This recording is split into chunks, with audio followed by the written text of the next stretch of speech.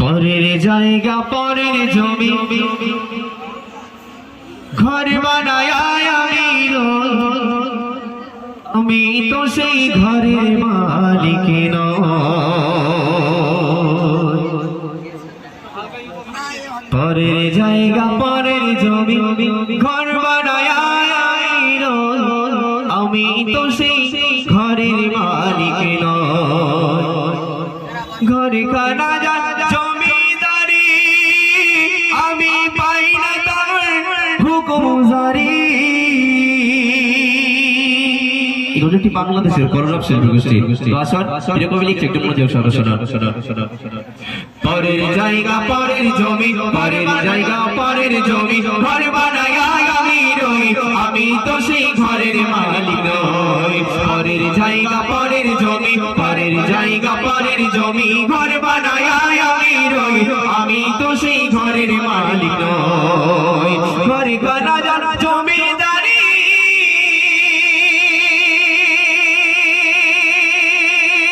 আমি পাই না তাহার হুকুম জারি।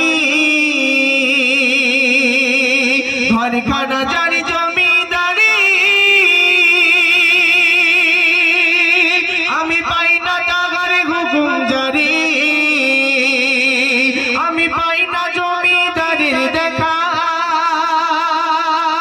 আমি পাই না জমিদারির দেখা। পরের দুঃখ কারে কই আমি তো সেই ঘরের মালিক নই।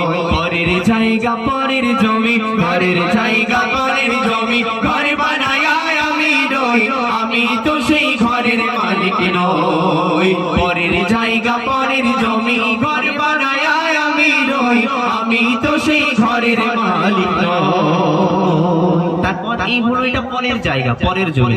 আমার ভাইরা একটু অধীর আগ্রহে শুনবেন। আমরা আছি, আমার আল্লাহ পাক আমাদেরকে বাঁচিয়ে রেখেছে বলে আজকে কিন্তু আমরা বেঁচে আছি, কিন্তু এটা আমাদের আসল জায়গা না। আসল জায়গা হবে কোনটা? আসল জায়গা হবে কবর। আমাদেরকে 3.5 হাত মাটির কবরে চলে যেতে হবে। আসলে আমরা বিল্ডিং বালাখানা সবকিছু বানাই, আসলে একটু খেয়াল করে দেখবেন একজন মাইয়াত যখন মরে যায়, একজন ব্যক্তি যখন ইন্তেকাল করে চলে যায়, তখন এক শ্রেণীর মানুষ তার রাস্তাঘাটে গিয়ে কি করবে? মাইয়াত কখন বের হবে? আর এক শ্রেণীর মানুষ বাঁশ কাটবে, আর এক শ্রেণীর মানুষ টাইম দেখবে। আজকে আমরা সকলেই চলে যাব, কেউ থাকবে না। ফিরে কবি অতি মূল্যবান কথা সদের মাধ্যমে লিখছে, দেখেন। জমিদারের ইসামত মতেই না জমি চার, তাই তো ফসল ফলে না রে দুঃখ বারবার। চৌকিদারের ইসামত মতেই না জমি চার, তাই তো ফসল ফলে না রে দুঃখ বারবার। হাজরাপাতি সবই দিলা তবু জমি আমার গয়ে ঝিলিলা। আমি খাজনা পাতি সবই দিলাম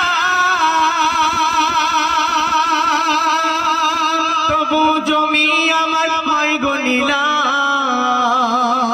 আমি পাই না জমিদারির দেখা আমি পাই না জমিদারির দেখা। মনের দুঃখ কারে কই আমি তো সেই ঘরের মালিক নই। পরের জায়গা পরের জমি পরের জায়গা পরের জমি ঘর বানায় আমি রই আমি তো সেই ঘরের মালিক নই। পরের জায়গা পরের জমি পরের জায়গা পরের জমি ঘর বানায় আমি রই আমি তো সেই ঘরের মালিক নই। পরের জায়গা পরের জমি ঘর বানায় আমি তো সেই ঘরের মালিক নই।